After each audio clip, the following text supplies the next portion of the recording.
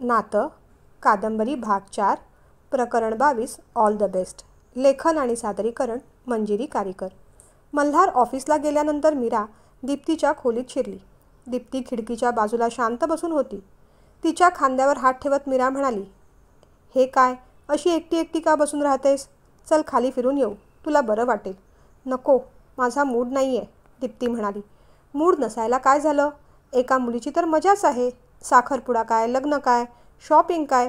तुला माहिती आहे, काल विराच्या बाबांचा फोन आलेला. तुझ्याबद्दल विचारत होते ते. ते सगळं ऐकूनसुद्धा दीप्तीच्या चेहऱ्यावरचे भाव अजिबात बदलले नव्हते. काय गं, अशी उदास उदास का वाटतेस? काय झालंय काय तुला? मीराने विचारलं. काही नाही, तू जा पाहू इथून, वैतागत दीप्ती म्हणाली. बरं बाई, बोलायचं नसेल नको बोलूस, पण तुझ्या भैयासाहेबांनी तुझ्याबरोबर शॉपिंगला जा अशी ऑर्डर दिली आम्हाला. त्याचं काय? मीरा असं म्हणताच दीप्ती खवळली. आम्हाला नाही करायची शॉपिंग बिपिंग. मुळात आम्हाला लग्नच करायचं नाही.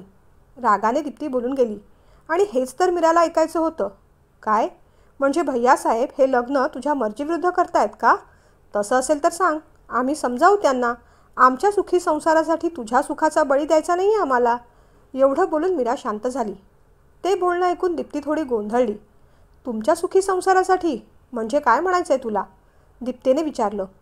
जोपर्यंत तुझ्या लग्नाच्या जबाबदारीतून मोकळे होत नाही तोपर्यंत आम्ही लग्न करणार नाही असं मल्हार मला म्हणाले होते. शेवटी त्यांच्या मनातही कोणीतरी काहीतरी गोष्टी भरवत असतं गं. घरात लग्नाची नणंद असली की मग नणंद भावजाईची भांडणं होतात, आई वडील मुलीची बाजू घेतात. अशा अर्थहीन कल्पना त्यांच्या मनात घर करून बसल्यात. मी समजवायचा प्रयत्न केला. म्हटलं आपण इथे येणारच आहोत किती वेळा, आम्हाला एकमेकींचा सहवास किती लाभणार आहे असा. त्यातही भांडणं करायची. आणि टिपिकल वहिनी नाही मी. त्यांना ते पटतं, पण कुठेतरी एखादी शंका मनात घर करून बसते ना, तसं झालंय त्यांचं. पण तू काळजी करू नकोस हं. तुला नसेल लग्न करायचं तर सरळ नाही म्हण. दुसऱ्याच्या सुखाचा होम पेटवायला स्वतःच्या सुखाच्या समिधा टाकायच्या नसतात, मीरा म्हणाली. एक मैत्रीण म्हणून सांगते. मीराचं ते बोलणं ऐकून दीप्ती एका वेगळ्याच विचारात हरवली. म्हणजे भैयासाहेब त्यांच्या सुखासाठी आपलं लग्न करतायत, त्यांच्या संसारात आपली अडचण नको म्हणून? किती हा स्वार्थीपणा. तिचा लालबुंद झालेला चेहरा मीराने पाहिला. राग येणार नसेल तर एक विचारू का दीप्ती? मीराने विचारलं. हां विचार, तुटकपणे दीप्ती म्हणाली. तुला लग्नच करायचं नाही की विराशी लग्न करायचं नाही? तिच्या या प्रश्नावर दीप्ती बराच वेळ शांत राहिली. आलंय आमच्या लक्षात. प्रेम ही गोष्टचीच वाईट असते गं. तुझ्या भैयासाहेबांवर आम्ही जीवापाड प्रेम करतो म्हणून त्यांचं सगळं म्हणणं ऐकतो, मनाला पटो न पटो. कारण मन आपल्या ताब्यात नसतं ना. ज्या व्यक्तीवर आपण प्रेम करतो त्याच्याबरोबर लग्न व्हावं आणि आपलं आयुष्य त्याच्यासाठी समर्पित करावं, हीच तर आपल्या मुलींची इच्छा असते, बरोबर ना? मग त्या प्रेमात ना जातीचं बंधन येत, ना धर्माचं, ना रूपाचं, ना पैशाचं. आपण मुली करतो ते निखळ प्रेम, पण पुरुषांना ते कुठे कळायला? सगळ्या गोष्टी ते प्रॅक्टिकल ॲस्पेक्टने बघतात. पण दीप्ती, कुणासाठी सुद्धा आपलं प्रेम हरू द्यायचं नसतं. अगं, तुझ्या मनातलं तू सांग किंवा नको सांगूस, पण तुझ्या निखळ निस्वार्थी प्रेमाला माझा कायमच पाठिंबा असेल, एवढं लक्षात ठेव. मीरा इमोशनल होऊन बोलत होती. खरंच मीरा, खरंच तू करशील सपोर्ट मला? मला या सगळ्यातून बाहेर यायचं आहे गं, कळवळून दीप्ती म्हणाली. येशील, नक्की येशील बाहेर. मी तुला बाहेर काढेन. पण त्यासाठी तुझ्या मनातलं सगळं खरं तर तुला सांगावंच लागेल ना, तरच मी तुझी मदत करू शकेन. कुठेतरी दीप्तीला आशेचा किरण दिसला. तिने डोळे पुसले, दरवाजा घट्ट बंद केला आणि मग तिने मीराला तिच्याबद्दल, समीरबद्दल आणि सुरभीबद्दल सगळं खरं सांगून टाकलं. पण समीरचं माझ्यावर नाही, सुरभीवर प्रेम आहे मीरा. त्याला तिच्याशी लग्न करायचं आहे, रडून रडून दीप्ती सांगत होती. अगं वेडाबाई, त्या सुरभीपेक्षा तू लाखपटीने छान आहेस, कळतंय का तुला? अगं समीर तुला नकार देतोय ते भैयासाहेबांच्या भीतीमुळे. त्याला भीती आहे की तुझे भैयासाहेब त्याला जेलमध्ये वगैरे टाकतील आणि मग त्याच्या करिअरची वाढ लागेल, म्हणून तो नकार देतोय. पण तरी तू काळजी करू नकोस. खरं काय खोटं काय सगळं मी शोधून काढीन. फक्त मला सुरभीचा आणि समीरचा फोन नंबर देऊन ठेव. समीरला तुझ्याशी लग्न करायला मी मनवीन, पण सध्या तू ही गोष्ट आपल्या दोघीतच ठेव. तू मला लहान बहिणीसारखीच आहेस. तुझ्या प्रेमात मी कधीच बाधा येऊ देणार नाही, शब्द आहे माझा. मीराच्या बोलण्याने दीप्ती पाघळली. थँक्यू मीरा, मी तुला खूप इगोइस्टिक समजत होते, पण तू तशी नाहीस. तू चांगली आहेस. Thank you so much. गळ्यात पडून दीप्तीने तिचे आभार मानले. हो, पण आता आपल्याला अधिक सावधगिरीने वागायला हवं. घरातल्यांना डाऊट येता कामा नये. सध्या तरी मी सांगते तसंच वाग. विराशी लग्न करायला तू आनंदाने तयार आहेस असं भासव, म्हणजे तुझे भैयासाहेब थोडे गाफील राहतील आणि पुढचा प्लॅन करायला आपला थोडा अवधी मिळेल. कळतंय का मी काय म्हणते ते? आत्मविश्वासाने दीप्तीने मान हलवली. ऑल द बेस्ट असं म्हणत मीरा तिच्या रूममधून बाहेर पडली. जणू परीक्षेच्या आधीच तिला निकाल कळला होता. प्रकरण 23 खुशी. सुरभी आणि समीरचा मोबाईल नंबर घेऊन मीरा दीप्तीच्या रूममधून विजयी मुद्रेने बाहेर पडली होती. तिच्या सगळ्याच चाली यशस्वी होत होत्या. दीप्तीला मनवायला तिला फार कष्ट पडले नाहीत. विराजबरोबर लग्नाला तयार आहेस असं नाटक करायचं. आपल्या हातात वेळ फार कमी आहे, त्यामुळे जरूर पडली तर साखरपुडा देखील करून घ्यायचा. तोपर्यंत समीरशी बोलून त्याला मनवायचं काम मी करीन. हा कुणालाही न पटणारा प्लॅन तिने दीप्तीसमोर सांगितला होता. पण प्रेमात आंधळ असलेल्या माणसाला लॉजिकशी काही घेणं देणं नसतं. हे सगळं असं होऊ शकेल, हे सगळं करायला मीरा आपल्याला मदतच करत आहे, अशी भ्रामक कल्पना दीप्तीच्या मनात बसून गेली. आणि आनंदाने विराजबरोबर लग्न करायच्या नाटकाला ती तयार झाली. तिच्यातला हा बदल माँसाहेब आणि मल्हारला चटकन लक्षात आला. हे सगळे चांगले बदल मीरामुळेच घडत आहेत असा दोघांना विश्वास वाटला. न मागताच यावेळेस मीराला क्रेडिट मिळालं होतं.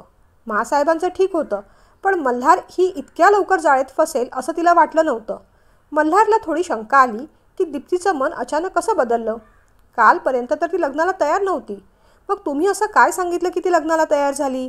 मल्हारच्या या प्रश्नावर मीरा हसली. बायकांचं मन तुम्हाला नाही कळायचं. कोणत्याही अनोळखी मुलाबरोबर लग्न करायचं, आपलं माहेर सोडून दुसऱ्या घरी ते परदेशात जायचं, हा एक ट्रॉमाच असतो. पण आपला जोडीदार आपल्याला समजून घेईल, आपल्याशी चांगलं वागेल, आपल्या घरातले सगळे चांगले आहेत, याबद्दल मुलीला दिलासा मिळाला की मग आनंदाने ती तयार होते लग्नाला. मी फक्त एवढंच केलं. तोच दिलासा दीप्तीला दिला. मीरा म्हणाली. म्हणजे नेमकं कळलं नाही आम्हाला. मल्हारने भुवया उंचावत विचारलं. अहो म्हणजे विराज कसा आहे, त्याचा स्वभाव किती चांगला आहे, तो किती समजूतदार आहे, किती प्रेमळ आहे, तिथे दीप्ती कशी सुखात आनंदात राज्य करेल हे तिला समजावून सांगितलं. आणि मग कुठे मॅडमची कळी खुलली. तरीही मल्हारला अजून शंका वाटतच होती. पण हा चमत्कार कसा घडला याचा कीस काढण्यात त्याला इंटरेस्ट नव्हता. त्या मूर्ख समीरचा नाद सोडून विराजबरोबर ती लग्नाला तयार झाली यातच आनंद होता. आपलं क्रेडिट कार्ड मीराकडे देतो म्हणाला. आज मस्तपैकी शॉपिंग करा, दीप्तीसाठी आणि तुमच्यासाठी सुद्धा. साखरपुड्यात नवरी मुलगी कोणती असा लोकांना प्रश्न पडला पाहिजे. असं म्हणत त्याने हलकाच आपला ओठ चावला. मीरा लाजली. पण साखरपुड्याची तारीख झाली का निश्चित, तिने विचारलं. उगीच का म्हणतोय आम्ही शॉपिंग करायला, मल्हार म्हणाला. काय साखरपुड्याची तारीख फिक्स झाली? कधी आहे, तिने विचारलं. येत्या शनिवारी, मल्हार म्हणाला. म्हणजे फक्त 4च दिवस? मग खरंच घाई करायला हवी. मुख्य म्हणजे दीप्तीचे कपडे, मेकअप सगळं व्यवस्थित व्हायला हवं. आता तुमच्याबरोबर बोलायला देखील वेळ नसणार आहे आम्हाला. येऊ आम्ही, बरीच कामं पडली आहेत. मालकीणबाईंना मालकांच्या परवानगीची गरज नसते. मल्हार असं म्हणताच तिच्या गालावर छान खळी पडली. आपण दीप्तीला लग्नासाठी तयार केलं यावर मल्हार भलताच खुश झाला आहे हे तिने बरोबर हेरलं होतं. तिला बरीच कामं करायची होती. दीप्तीची शॉपिंग, सजावट, मेनू फिक्स करणं, ज्वेलर्सकडे जाणं आणि सगळं या 2-4 दिवसात अगदी तिची तारांबळ उडणार होती. बरं नेमकी काय काय शॉपिंग करायची असं तिने मल्हारला विचारताच मागून माँसाहेब आल्या. आम्ही सांगतो ना काय काय करायचं ते, सगळं लिहून आणलंय. पण जमेल ना तुम्हाला? माँसाहेब काहीच काळजी करू नका, आम्ही असल्यावर तुम्ही निश्चिंत राहायचं. माँसाहेब कौतुकाने तिच्याकडे पाहत राहिल्या. दीप्तीचं लग्न ही एक मोठी जबाबदारी मीराने लिलया केली होती आणि त्यामुळे सगळेजण खूप खुश होते. मल्हार देखील. फक्त ही खुशी आता किती काळ टिकवून ठेवायची याचं गणित मात्र मीराने अगोदरच करून ठेवलं होतं. प्रकरण 24 पत्र. मीराने सर्वात आधी सुरभीला आणि समीरला फोन केला. दीप्तीच्या आयुष्याचा प्रश्न आहे, महत्त्वाचं काहीतरी बोलायचं आहे असं सांगून त्या दोघांना एका हॉटेलमध्ये भेटायला बोलावून घेतलं. दीप्तीचं सगळं चांगलं व्हावं अशीच त्या दोघांची इच्छा होती. ज्या पद्धतीने दीप्तीच्या भैयासाहेबांनी दीप्तीला फरफटत नेलं होतं त्याचं त्या दोघांनाही वाईट वाटत होतं. इतके दिवस दीप्तीशी बोलता येत नव्हतं, भेटता येत नव्हतं, याचं सुरभीला देखील वाईट वाटत होतं. झाल्या प्रसंगाने दीप्तीला घरी जाऊन भेटावं, तिच्याशी बोलावं याची सुतराम शक्यता उरली नव्हती. मीराच्या फोनमुळे तशी निदान आशा तरी निर्माण झाली होती. वेळेच्या आधीच दोघेही हॉटेलमध्ये पोहोचले. मी ब्युटी पार्लरमध्ये जाऊन येते असं सांगून मीरा घराबाहेर पडली होती. मुद्दामच तिने गाडी न्यायचं टाळलं होतं. आपल्याला कोणी पाहणार नाही ना याची खातरजमा करून ती आत शिरली. चेहऱ्यावर लपेटलेला स्कार्फ तिने काढला. समीर आणि सुरभी दिसताच तिने हाय केलं. मीराने बोलायला सुरुवात केली. मला फार वेळ थांबता येणार नाही. समीर आणि सुरभी, हे पहा, दीप्तीने तुमच्याबद्दल मला सगळं खरं सांगितलंय, पण हे तिच्या भैयासाहेबांना माहीत नाही. तेव्हा आता मी जे काही बोलते ते आपल्या तिघातच राहील. दीप्ती राजे शिर्के घराण्यातली राजकुमारी, त्यामुळे तशाच वातावरणात आणि लाडाकोडात ती वाढली आहे. तिला तिच्या स्टेटसला सूट होईल असाच मुलगा आम्ही बघितलाय. समीरवर तिचं प्रेम आहे ही गोष्ट खरी असली तरी या वयात मुलं मुली आकर्षणाला प्रेम समजून बसतात, हेही नाकारता येत नाही. मुख्य म्हणजे समीरचं तिच्यावर प्रेम नाही, सुरभीवर आहे हे पण आम्हाला ठाऊक आहे. हेच तिला कसंबसं आम्ही समजावलं, पण तरीही ती समीर शेवटच्या क्षणी का होईना हो म्हणेल या वेड्या आशेवरच आहे. समीर आणि सुरभी, तुम्ही दीप्तीचे चांगले मित्र आहात. तुम्हालाही ठाऊक आहे समीरशी लग्न करून ती कधी सुखी होणार नाही. तिला विराजसारखा श्रीमंत मुलगाच हवा. कदाचित तिला त्रास होईल आत्ता, पण पुढे सगळं चांगलं होईल. म्हणून सांगते, नीट ऐका. समीर, तू काय करायचंस? तू तुझ्या हाताने एक चिठ्ठी लिहायचीस. प्रिय दीप्ती, माझं प्रेम मिळेल आणि शेवटच्या क्षणी मी तयार होईन अशी आशा तू बाळगलीस, पण ती फोल आहे. माझं प्रेम फक्त सुरभीवरच आहे. सुरभीचं देखील माझ्यावर तेवढंच प्रेम आहे. तेव्हा तुझ्या मनातून माझा विचार काढून टाक आणि विराजसारख्या चांगल्या मुलाशी लग्न करून सेटल हो. आमच्या दोघांच्याही तुला शुभेच्छा. तुझे प्रिय मित्र समीर आणि सुरभी. आणि दोघांनी आपली नावं टाकून खाली सह्या करा. म्हणजे धगधगत ठेवलेली शेवटची आशासुद्धा ती मालवून टाकेल आणि शांतपणे विराशी लग्न करायला तयार होईल. दोघेही एकमेकांकडे पाहत राहिले. पण पुढे आम्हाला याचा काही त्रास तर होणार नाही ना? भीत भीत समीरने विचारलं. छे रे, तुम्हाला कशाला त्रास होईल? एकदा का दीप्ती लग्न करून परदेशी केली की तुम्ही उलट मोकळे व्हाल. उलट आपण हे सगळं करतोय ते तिच्या भल्यासाठीच करतोय की नाही? मीराने पेपर आणि पेन पुढे केला. अखेर समीरच्या अक्षरातलं पत्र मिळालं, पण नाव सह्या दोघांच्या, समीरच्या आणि सुरभीच्या. काहीच ऑर्डर न करता लेटर घेऊन मीरा निघून गेली. समीर आणि सुरभी पुन्हा एकदा काळजीत पडले. ऑटोत बसताना सुरभीने तारीख टाकली, 21 फेब्रुवारी, म्हणजे येत्या शनिवारची. पत्र यथावकाश दीप्तीकडे पोचणार होतं, योग्य दिवशी योग्य वेळी. प्रकरण 25. तिरपी चाल. घरात आल्या आल्या मीरा दीप्तीच्या खोलीत शिरली. दरवाजा घट्ट बंद करून घेतला. माझे राणी, रडत काय बसलीस? आता आनंदाने हसायचंय. सगळं तुझ्या मनासारखं करून आली आहे मी. तिच्या या बोलण्याने दीप्तीचा रडवेला चेहरा थोडा हसरा झाला. म्हणजे नेमकं काय केलंस? जे अशक्य होतं ते शक्य केलंय मी. समीरला भेटून आली आहे, मीरा म्हणाली. काय? खरंच? काय बोलणं झालं? समीर काय म्हणाला? उतावीळपणे दीप्ती विचारू लागली. अगं हो. धीर धर. नाही ग मीरा, लगेच सांग पाहू, दीप्ती म्हणाली. बरं बरं सांगते. आज मी समीरला भेटायला गेले होते. त्याला समजावलं. म्हटलं, अरे दीप्तीसारखी मुलगी शोधून मिळणार नाही तुला. तू सेटल वगैरे नाहीस ठीक आहे, पण तुला सेटल करायची जबाबदारी आता आमची आहे. खरं तर तो तुझ्या भैयासाहेबांना घाबरला होता, पण मी तेही समजावलं की तू दीप्तीला घेऊन इथून निघून जा. काही होणार नाही. दीप्तीच्या भैयासाहेबांशी मी बोलेन. दीप्तीपेक्षा त्यांना काहीही महत्त्वाचं नाही. ते तुझ्या केसालाही धक्का लावणार नाहीत. तू फक्त हो म्हण. एकदा का तुमचं लग्न झालं की तुला सेट करण्याची सगळी जबाबदारी आमची असेल, मीरा सांगत होती. दीप्तीच्या डोळ्यात आशा चमकली. मग काय म्हणाला तो मीरा? सांग ना, थांबू नकोस, सांग, अधीरतेने दीप्ती विचारू लागली. तू सांगायला देशील तर सांगेन ना. मग मात्र दीप्ती शांत राहिली. अगं फायनली तो तयार झालाय लग्नाला. पण दीप्ती, हे सगळं लगेच व्हायचं नाही. पळून जाऊन लग्न करणार म्हटलं तरी कायद्याचं बॅकिंग हवं. या सगळ्या प्रोसिजरला किमान 15-20 दिवस तरी जातील. त्यामुळे नाईलाजाने का होईना विराजसोबत तुला साखरपुडा करून घ्यावाच लागेल. म्हणजे आपल्याला थोडा अवधी मिळेल. लवकरात लवकर मी सगळी प्रोसिजर पूर्ण करते आणि मग तुम्ही आधी कोर्ट मॅरेज करून घ्या. तुझ्या भैयासाहेबांची काळजी नको करूस हं. ते तुझ्यावर खूप प्रेम करतात. ते तुम्हाला नक्की स्वीकारतील, खात्री आहे मला. मी त्यांना समजावेन ना. लागलंच तर हातापाया पडेन. मग तर झालं. पण आता रडायचं नाही. सगळ्यांसमोर आनंदाने साखरपुड्यासाठी तयार व्हायचं. समजलं का? मीरा बोलत होती. दीप्तीचा तिच्या कानांवर विश्वासच बसत नव्हता. तिने जवळजवळ मीराचे पाय धरले. ए वेडाबाई, काय करतेयस? मला माझ्या बहिणीसारखी आहेस. पुन्हा असं वागायचं नाही. बरं, आता मी जसं सांगते तसं तसं करत जाऊया. तू छान फ्रेश हो, आपण शॉपिंगला जाऊ. दीप्ती मग आनंदाने तयार झाली. मीराची तिरपी चाल तिला कधीही लक्षात येणार नव्हती. प्रकरण 26. यक्षप्रश्न. सगळीकडेच आनंदाचं वातावरण होतं. दीप्ती आनंदाने लग्नाला तयार झाली, त्यामुळे मासाहेबांचं टेन्शन निघून गेलं होतं. समीरच्या भूलथापांना दीप्ती बळी पडली नाही आणि विराजसारख्या चांगल्या मुलाबरोबर लग्न करायला तयार झाली म्हणून मल्हारही खुश होता. आपल्या लेकीचं सगळं छान छान होत आहे पाहून आबासाहेबांची चिंता मिटली होती. मीराने समीरला लग्नासाठी तयार केलं म्हणून दीप्ती खुश होती. आणि या सगळ्यांना उंदरासारखं खेळवणारी मांजर म्हणजे मीरा, ती मात्र शांत होती. आतून कुटील प्लॅन चालले होते आणि समोर चेहऱ्यावर मात्र हास्य होतं. विराज आणि त्याचे बाबा भारतात होते, पण आई मात्र न्यूझीलंडवरून आज येणार होती. प्रत्यक्षात तिने दीप्तीला पाहिलंही नव्हतं. फोटोवरूनच पसंती झाली होती. शिवाय विराज आणि त्याच्या बाबांनी पसंती केली, त्यामुळे त्यांची काहीच हरकत असणार नव्हती. विराजच्या बाबांकडून कळलं होतं की विराजच्या आईची तब्येत ठीक नसते. त्यांना काहीतरी हेल्थ रिलेटेड इश्यू आहे, म्हणून एका चांगल्या हॉटेलमध्ये डॉक्टर नर्सच्या टीमसकट त्यांची व्यवस्था करण्यात आली होती. मल्हारचा बंगला सजला होता. डेकोरेशनसाठी मोठमोठ्या समया आणल्या होत्या. फुलांची आरास, रंगरंगोटी सगळं करून घेण्यात आलं होतं. दीप्तीसाठी उंची कपडे, दागिने खरेदी करण्यात आले होते. राजे शिर्के यांच्या एकुलत्या एका राजकुमारीला काहीही कमी पडू द्यायचं नाही असा आबासाहेबांचा आदेशच होता. दीप्तीचं मन मात्र समीरकडे ओढत होतं. मला समीरशी एकदा बोलायचं आहे अशी रिक्वेस्ट ती वारंवार मीराला करत होती. दीप्ती, वेड्यासारखं करू नकोस. आपलं एक चुकीचं पाऊल सगळ्या गोष्टीवर पाणी फिरवून टाकेल, एवढं लक्षात ठेव. असं समजावता समजावता मीराची दमछाक होत होती. पण आणखी 2च दिवस, त्यानंतर सगळेच पत्ते उघडणार होते. काय ग दीप्ती, आपल्या घरी एवढी गडबड चालू आहे. तुझ्या लग्नाचा थाट मांडलाय, पण तुझे ते मित्र आहेत तरी कुठे?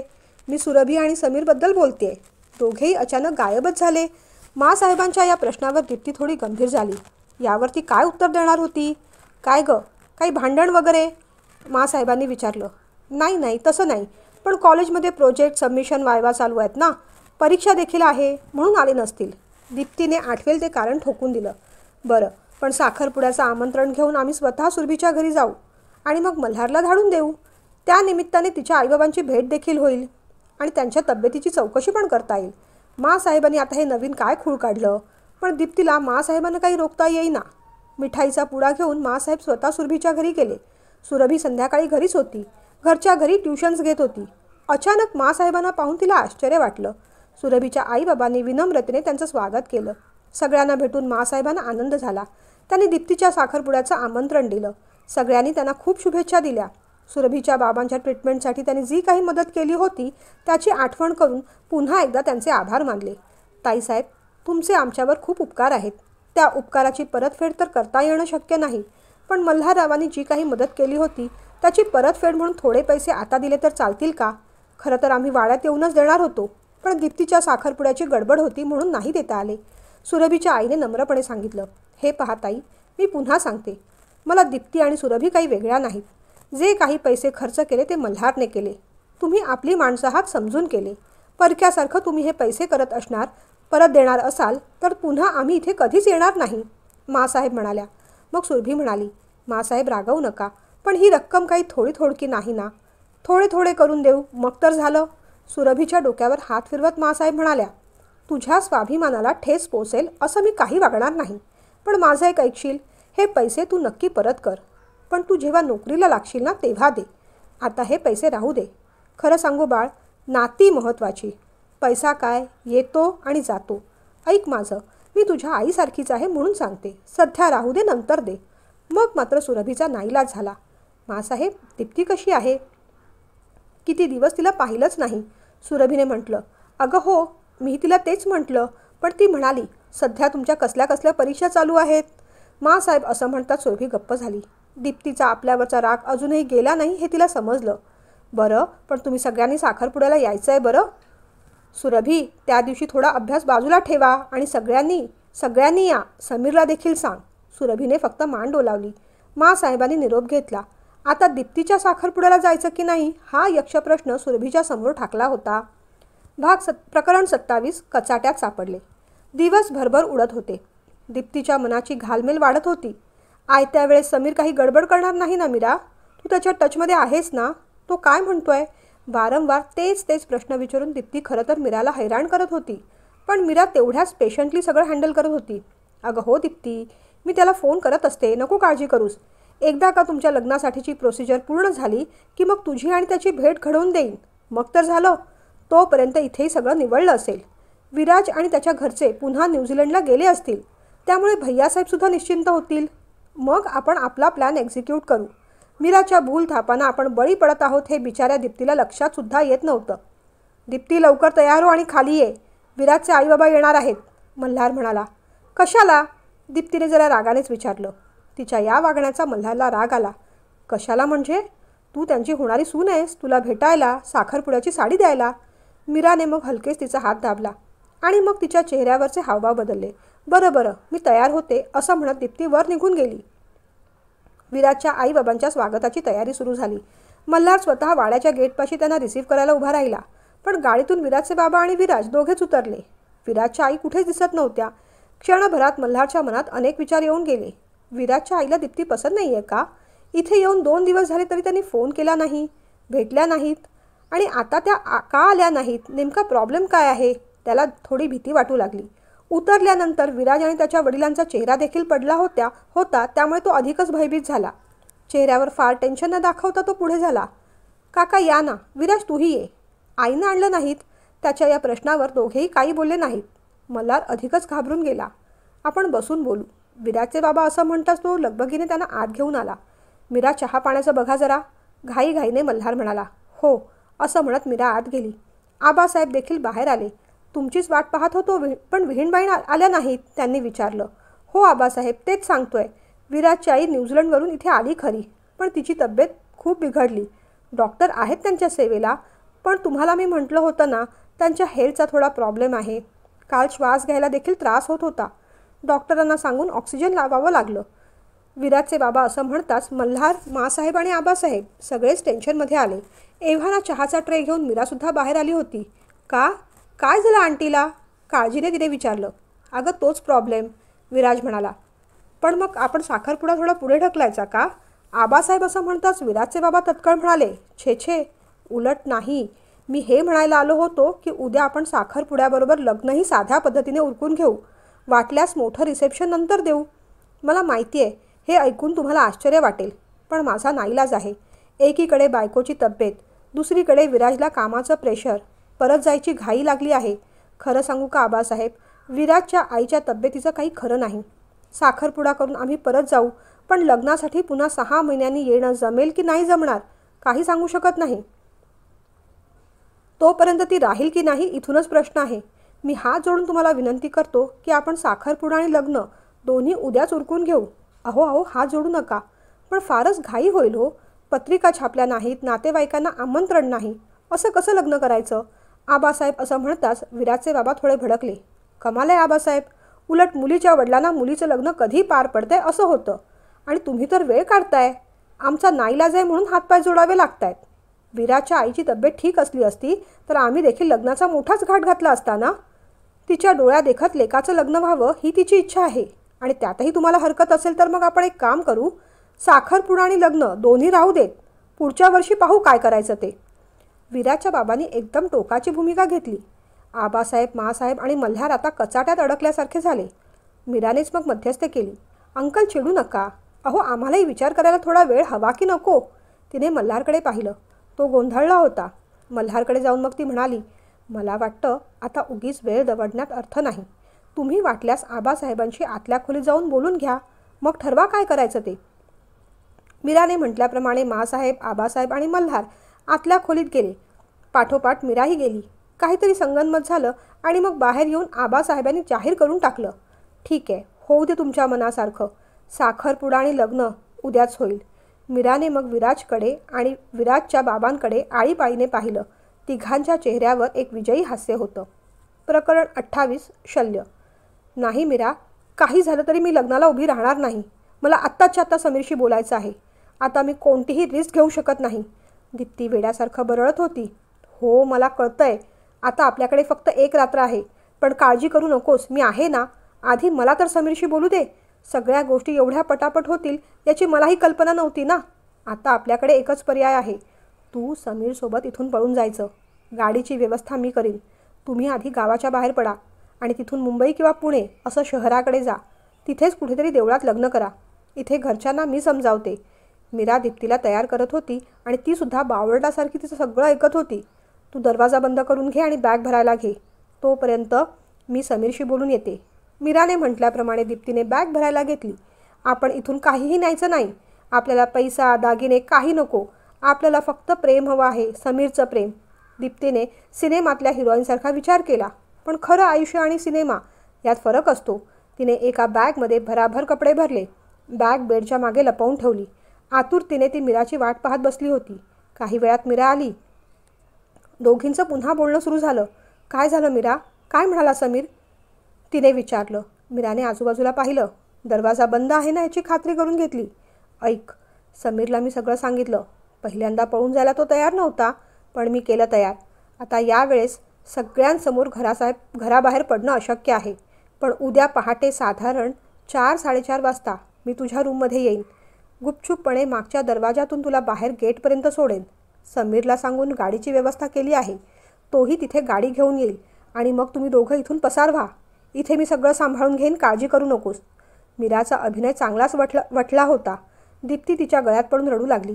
हे सगळं असं करावं लागेल असं स्वप्नातही तिला वाटलं नव्हतं. मी चुकतेय मीरा, कळतंय मला. माँसाहेब, आबासाहेब किंवा भैयासाहेब कुणालाही दुखवायचं नव्हतं मला. पण माझ्यासमोर आता कोणताच पर्याय नाही. मी समीरवर खूप प्रेम करते अगं, आणि मला त्याच्याशीच लग्न करायचं आहे. त्याला कळत नसेल, पण त्यालाही मिसकम्पॅटिबल आहे. आमचा संसार चांगला होईल. माझं खरं प्रेम तू जाणलंस. तुझे उपकार मी कधीच विसरू शकणार नाही. मीराने तिचे अश्रू पुसले. म्हणाली, उगीच गिल्ट लावून घेऊ नकोस. होईल सगळं ठीक. आता विश्रांती घे, मी सकाळी येते. आपण फार वेळ चर्चा करत बसलो तर कुणाला तरी शंका येईल. आणि हो, आतून कडी लावून घेऊ नकोस. मी येताना कडी वाजवली तर कुणाला तरी जाग येईल म्हणून म्हणते. दीप्तीने डोळे पुसले. मीरा गेल्यानंतर ती पलंगावर पडून राहिली. तेवढ्यात माँसाहेब आल्या. तिच्या डोक्यावरून हात फिरवून म्हणू लागल्या, सगळं खूप घाईत चाललंय बेटा, पण काळजी करू नका हं. आम्ही सगळे आहोत तुमच्यासोबत. दीप्ती माँसाहेबांच्या गळ्यात पडून रडू लागली. माँसाहेब तिला थोपटत राहिल्या. आपल्या आईपासून आपण दूर जाणार यापेक्षा आपण आपल्या आईला फसवणार याचं शल्य जास्त होतं. प्रकरण 29. धोका. रात्रभर दीप्तीला झोप आली नाही. सारखा माँसाहेबांचा आणि आबासाहेबांचा चेहरा तिला समोर दिसत होता. आपण करतोय ते चूक आहे यात काही वादच नव्हतं, पण ते करण्याव्यतिरिक्त दुसरा पर्याय देखील उरला नव्हता. आपण आपलं आयुष्य कुणाच्या तरी हवाली करणं दीप्तीला मान्य नव्हतं. तिचं समीरवरच प्रेम होतं आणि ते मिळवण्यासाठी आता ही शेवटची संधी होती. तिने मनोमन माँसाहेबांची आणि आबासाहेबांची माफी मागितली. पुन्हा एकदा मोबाईल चेक केला.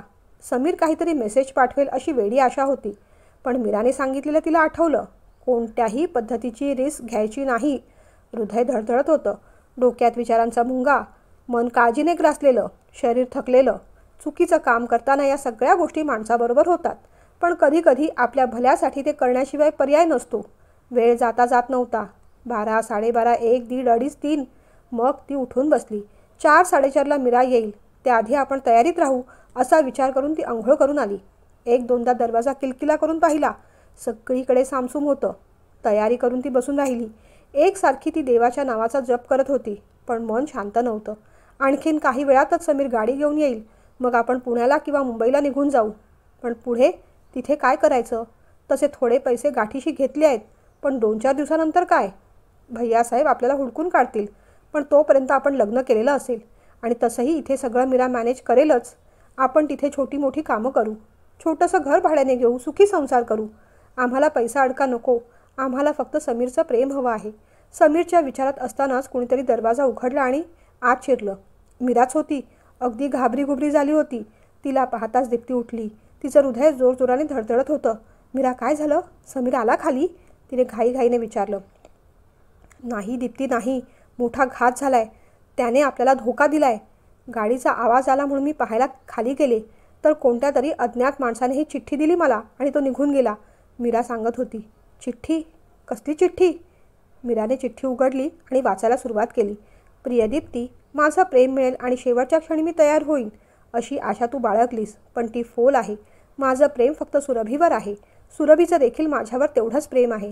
तेव्हा तुझ्या मनातून तू माझा विचार काढून टाक आणि विराजसारख्या चांगल्या मुलाशी लग्न करून सेटल हो. आमच्या दोघांच्याही तुला शुभेच्छा. तुझे प्रिय मित्र समीर आणि सुरभी. ते ऐकून दीप्ती कोलमडली. समीरने आपल्याला धोका दिला. आपण त्याला सोडायचं नाही. उगीचच मीरा बोलत होती. दीप्ती मात्र स्तब्ध झाली होती. तिला जबर धक्का बसला होता. पूजा करण्यासाठी नेहमीच्या वेळेप्रमाणे मल्हार उठला. दीप्तीचा लाईट चालू आहे हे पाहून तो वर आला. अरे वा, तुम्ही दोघीही उठलात. मग लवकर तयारी करा. आपण नजीकच्या देवळात जाऊन येऊ. तो म्हणाला. हो हो मल्हार, तुम्ही पुढे व्हा. आम्ही दीप्तीला छान तयार करून येतोच खाली. तो खाली गेल्यावर मीरा बोलू लागली. दीप्ती, आता तुझ्याकडे काहीच पर्याय उरलेला नाही.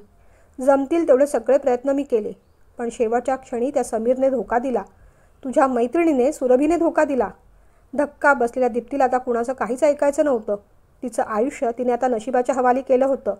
यंत्राप्रमाणे मीरा सांगेल तसं तसं ती करत होती. ज्या मैत्रिणीला एवढा जीव लावला, ज्याच्यावर एवढं प्रेम केलं त्या दोघांनीही तिला असा धोका दिला होता. तिला वाटत होतं, पण खरा धोका कोण कोणाला देत आहे हे मात्र अजून गुलदस्त्यातच होतं. प्रकरण 30 लग्न. दीप्तीचे अश्रू जणू गोठले होते. आता तिला देवाकडे तक्रार देखील करावीशी वाटत नव्हती. विराज काय किंवा आणखीन कोण काय, जगातल्या कोणत्याही मुलाशी लग्न झालं तरी तिला आता फरक पडणार नव्हता. ज्याच्यासाठी एवढा अट्टाहास केला त्याने तर धोकाच दिला होता ना. मग निदान घरच्यांच्या मनासारखं होऊ दे म्हणून ती निर्विकारपणे लग्नासाठी उभी राहिली. मनात आनंद नव्हता, उमेद नव्हती, इच्छा नव्हती, अपेक्षा नव्हती. काय दीप्ती, सगळं मनासारखंच होत आहे ना? भैयासाहेबांनी विचारलं. खोटं हसू आणत तिने फक्त मान हलवली. दीप्ती, तुमचं मन कळतं आम्हाला. माहेर सोडताना प्रत्येक मुलीची हीच अवस्था होते आणि तुम्ही तर परदेशी जाणार आहात. पण काळजी करू नका, आम्ही तिथेच आहोत ना. तुम्हाला तिथे सवय होईपर्यंत आम्ही तुमच्यासोबतच असू. भैयासाहेब असं म्हणाले, पण दीप्तीने आपली मान वळवून घेतली. भैयासाहेबांनी गाडी स्टार्ट केली. देवळाच्या दिशेने गाडी सोडली. दर्शन घेऊन आल्यानंतर मासाहेबांनी आबासाहेबांनी मल्हारला व्यवस्थित तयारी झाली आहे ना याची शहानिशा करायला सांगितली. लग्न घरच्या घरीच होणार होतं, त्यामुळे तसं फार टेन्शन नव्हतं. गुरुजी आले. पाठोपाठ विराज आणि त्याचे आईबाबा देखील आले. विराजच्या आईने अंगाभोवती शाल लपेटून घेतली होती. मासाहेबांनी जवळ जाऊन त्यांच्या तब्येतीची चौकशी केली. आबासाहेब आणि भैयासाहेब देखील गेले. विराज आणि त्याचे बाबा ज्या पद्धतीने विराजच्या आईची काळजी घेत होते त्यावरून त्या खूपच त्रासात आहे असं बघणाऱ्याला वाटलं असतं. पण त्यांच्या एकंदरीत आवाजावरून किंवा चालण्या बोलण्यावरून मल्हारला तेवढं काही सिरियस वाटलं नाही. एवढा गंभीर असलेला माणूस एवढा ताठ कसा काय असू शकतो? त्यांच्या बोलण्यातून देखील त्या एवढ्या आजारी आहेत असं वाटत नव्हतं. मल्हारने आबासाहेबांना त्यावरून विचारलं तेव्हा ते म्हणाले, अरे बाबा, लेकाचं लग्न आहे, उसना उत्साह आणावाच लागतो. तुझ्या मासाहेब बघ किती खुश दिसत आहेत. कोणी म्हणेल का काल त्या चक्कर येऊन पडल्या होत्या म्हणून? आबासाहेबांनी असा खुलासा केल्यावर मल्हारला धक्का बसला. मासाहेबांना चक्कर आली होती काल आणि आम्हाला माहीत देखील नाही? त्याने विचारलं. कुणालाही सांगू नका अशी तुमच्या मासाहेबांनी शपथ घातली होती. लेकीचं लग्न निर्विघ्नपणे पार पाडू देत, मग सगळ्या टेस्ट करून घेईन असं आम्हाला वचन दिलं आहे त्यांनी. पण काळजी करू नका, ठीक आहेत त्या. फार काही सिरियस नसावं. आबासाहेब असं बोलले असले तरी एकंदरीत मल्हारच्या मनात मासाहेबांच्या तब्येतीविषयी कुठेतरी शंकेची पाल चुकचुकत राहिली. आनंद, दुःख, भीती, हुरहुर या सगळ्या भावनांसह दीप्ती आणि विराजचं लग्न पार पडलं आणि मीराच्या वाटेतला एक महत्त्वाचा काटा दूर झाला.